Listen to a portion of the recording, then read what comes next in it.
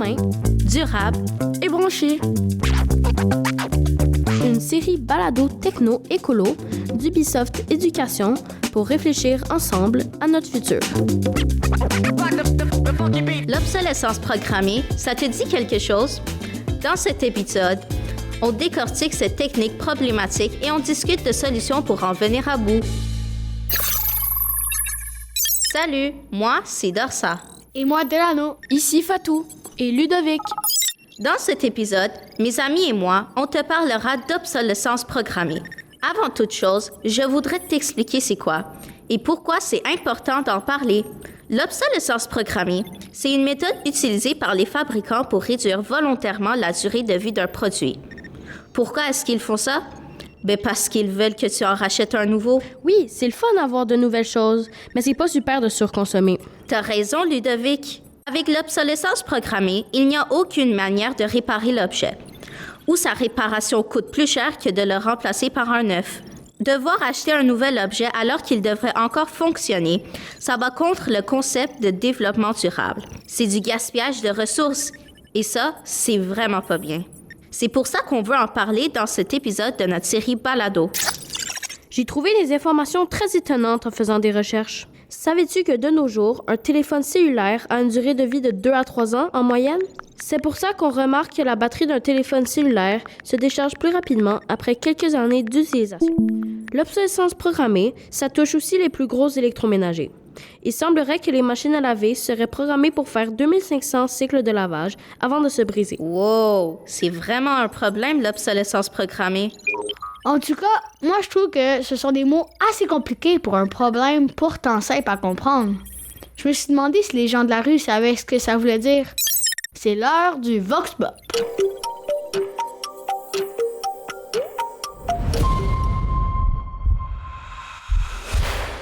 C'est quoi l'obsolescence programmée, à votre avis? De quoi? Non. Je sais vraiment pas, là. Du tout. Programmé, oui, mais le premier mot... Oui, j'en ai déjà entendu parler, mais je sais pas si je serais capable de l'expliquer. C'est qu'on fait des machines, puis on fait exprès pour qu'elles durent longtemps. Comme ça, on peut en vendre une autre. L'obsolescence programmée, à mon avis, c'est que des choses sont préparées pour être brisées dans un certain temps. C'est quand tu achètes quelque chose de neuf, puis tu sais qu'il ne durera pas aussi longtemps qu'il durait avant. Parce qu'il a été construit en fonction de ne pas durer longtemps. Ils veulent qu'on achète d'autres. D'accord, parfait. Et est-ce que c'est une bonne chose? Non. Définitivement pas. J'aimerais ça que mes produits durent plus longtemps. Je pense que c'est pas une bonne chose parce qu'il y a, par exemple, je prends l'exemple d'un frigo des années 90 qui peut rester pendant 50 ans, fonctionner correctement. Puis aujourd'hui, on nous fait un frigo le même qui va durer juste 2 ans. Donc ça pousse les gens à dépenser plus d'argent. Je sais pas, moi, si je fabriquais quelque chose là, pour garder ma clientèle, là, je ferais quelque chose qui dure. Je pense pas que c'est une bonne chose. En tout cas, pas pour l'environnement. Pour l'économie, oui, mais pas pour l'environnement, définitivement pas. Je trouve qu'on consomme beaucoup de cette façon-là, puis je pense qu'il faut réduire notre consommation. Donc, je pense que c'est pas du tout une bonne chose. Si on veut être un peu plus écologique, faut mettre fin à ça. Ça serait mieux de durer plus longtemps puis d'être capable de réparer. Merci, Delano. Les gens semblent quand même pas mal au courant de ce problème. Mais est-ce que quelque chose est fait pour les protéger là-dedans? Fatou, je pense que tu t'es renseigné sur le sujet, hein? Oui, en faisant des recherches, j'ai vu qu'il existait des projets de loi pour lutter contre l'obsolescence programmée. Oh, super! Tu peux nous en dire plus? Oui. J'ai lu qu'en France, depuis 2021, il y a un projet de loi qui a été adopté pour lutter contre l'obsolescence programmée. Là-bas, c'est illégal de vendre un produit qui aurait été programmé pour avoir une durée de vie plus courte. Les fabricants de plusieurs catégories de produits doivent maintenant afficher sur leur emballage un indice de réparabilité qui permet aux consommateurs de faire des choix plus éclairés. Plus un objet est facile à réparer ou qu'on trouve facilement des pièces de rechange, plus sa cote est bonne.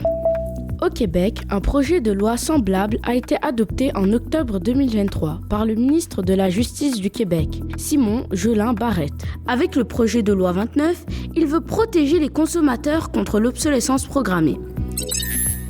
Ce projet vise certains objets neufs comme les cuisinières, les réfrigérateurs, les ordinateurs et les téléphones cellulaires. Le projet de loi couvre aussi les voitures d'occasion. Le projet veut allonger les garanties de fonctionnement des produits et obliger les fabricants à offrir des pièces de rechange pour la réparation des objets. Je crois que c'est important de faire des lois comme ça. Ça permettra de diminuer la production des déchets. Surtout quand on sait que ce ne sont pas tous les objets électroniques qui sont recyclés. Par exemple, 79% des ordinateurs portables sont recyclés, mais seulement 5% des téléphones cellulaires le sont. C'est beaucoup de déchets à envoyer au dépotoir, ça.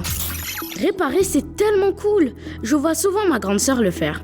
Elle aime beaucoup réparer les choses, et c'est tellement mieux pour notre planète.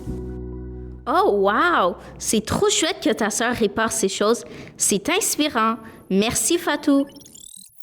Savais-tu, Dorsa, qu'il y a aussi des gens qui testent des produits pour mieux conseiller les consommateurs? Ah ouais? Ouais, j'ai d'ailleurs parlé à Clémence Lamarche, qui est chef de test pour les magazines Protégez-vous. Des produits pas fiables, et on en a vu des tonnes. Super! On écoute ton entrevue tout de suite. Bonjour Clémence. Bonjour. Pouvez-vous m'expliquer de quoi consiste votre travail? Moi, je travaille pour un magazine qui s'appelle Protégez-vous. On a aussi, bien sûr, un site web où on teste toutes sortes de produits. On teste des téléviseurs, de la crème solaire, des écouteurs, des bornes de recharge pour voitures électriques, des déodorants.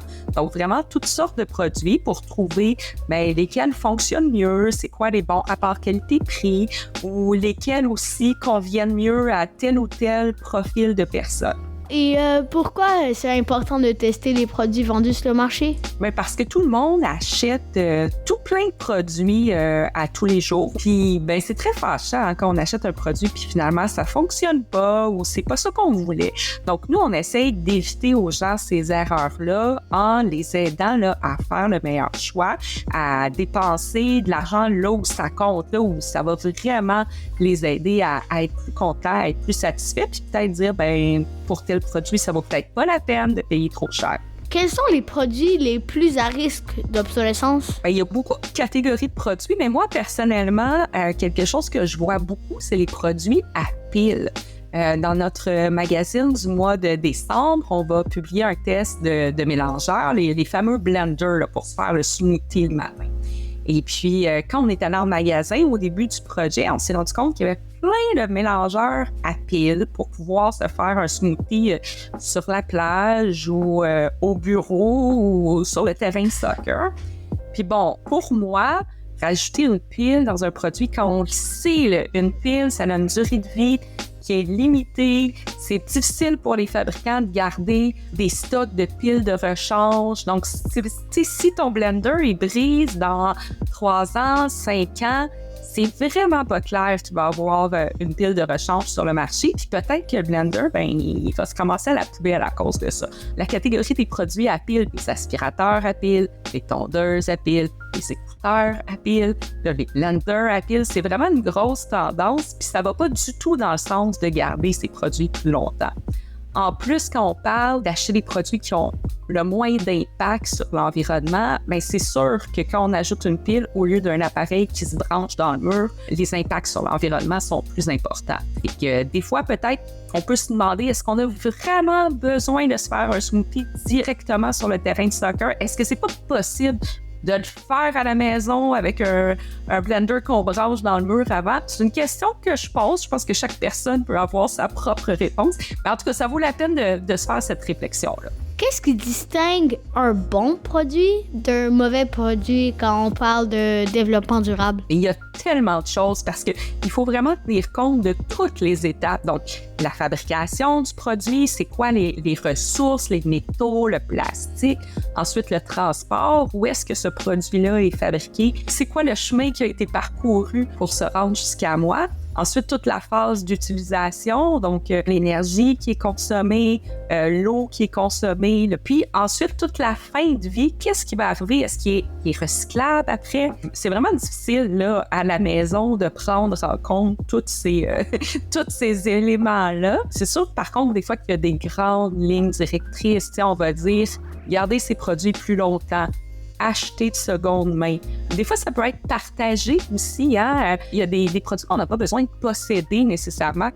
Une chose sur laquelle on s'est beaucoup intéressé aussi dans le cadre de mon travail, c'est les fameux logos. Bon pour la planète, protège les océans. Il y a un peu de tout là-dedans. Il y a des logos qui sont super intéressants, puis il y a des logos qui veulent absolument rien dire.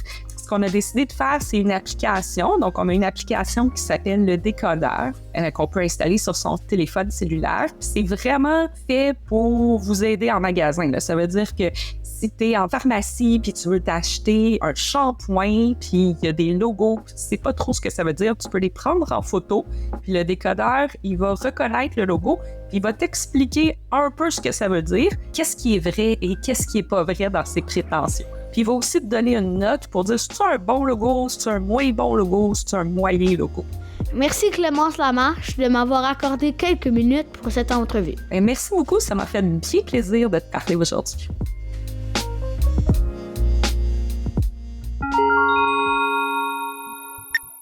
C'était vraiment intéressant. Maintenant, je suis convaincue qu'après avoir entendu parler de l'obsolescence programmée, vous vous demandez comment éviter ce souci. Ne vous inquiétez pas, je vais vous donner des trucs. Selon moi, c'est un sujet important à aborder dès notre jeune âge, parce que l'obsolescence programmée nourrit la surconsommation et la surproduction. Elle augmente le nombre de déchets dans les dépotoirs, intensifie la pollution et multiplie le gaspillage des matières premières et d'énergie. Au Québec, en 2023, il y a eu 3 fois plus de déchets électroniques qu'il y a 20 ans. Au Canada, on estime que chaque habitant produit 20 kilos de déchets électroniques par année. 20 kilos par personne! Vous vous rendez compte? C'est l'équivalent d'un gros chien husky. C'est impressionnant, non? Première astuce contre l'obsolescence programmée.